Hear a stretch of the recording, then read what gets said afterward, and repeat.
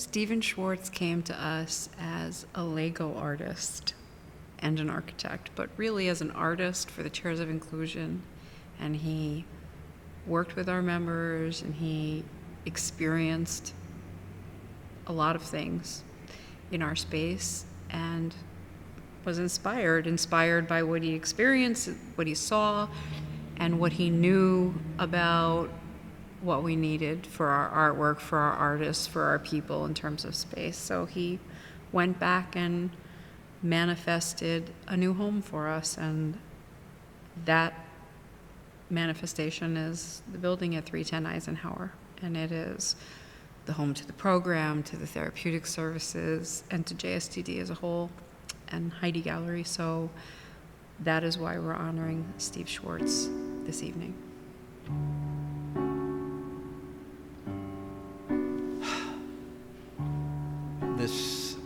The story of how I was introduced to JSDD is so amazing that I actually love even thinking about it, let alone telling the story. I know that his initial connection was through his Lego work, and they had asked him to design a chair for one of their art programs. It started with Lois Rose asking him if he would do a Lego chair for the inclusion project. Everybody has a seat at the table. I found 6 or 7 people who really enjoyed working with Lego, and one of the young ladies was a blind person who just really enjoyed it. He fell in love with the people who were working with him and how talented they were. There was a blind woman who just could feel everything as she put the Lego pieces in place, and he was so impressed by her abilities and things, and the abilities of these people who are sometimes forgotten. Everybody really pitched in so that this was a true chair of inclusion, not only in the construction, but in the whole concept of it. Working with some of the people who, went to the Way Center, seeing the artwork they produced, I immediately saw the inspirational value of how art could just open up someone's eyes to something. So that whole concept just grabbed me immediately.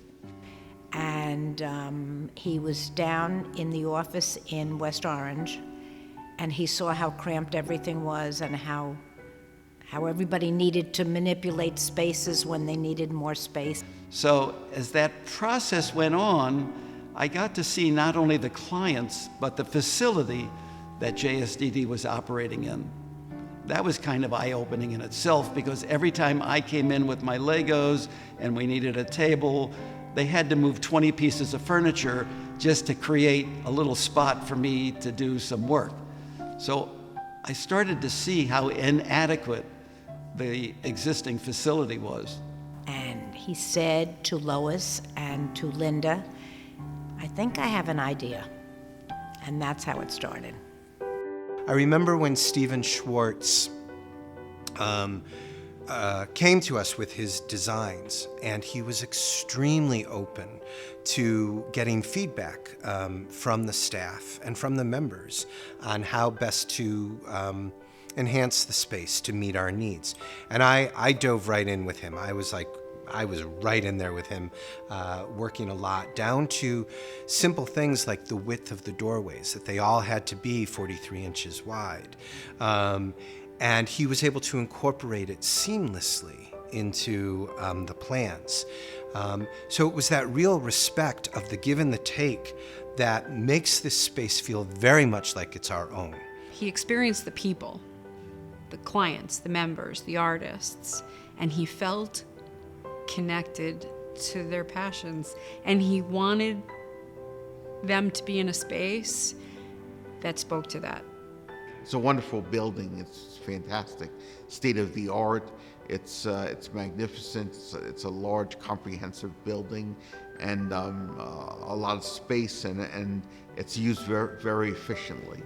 So often in the past, facilities like our own were held in basements, and in warehouse areas and things like that. And it's about moving forward into, we are here and we are worthy and we have something that we need to share and that's worth sharing. So that's why I feel the way I do about this space. This couldn't come at a more appropriate time in my life for a couple of reasons. One is the fact that I loved this building and I loved working on it.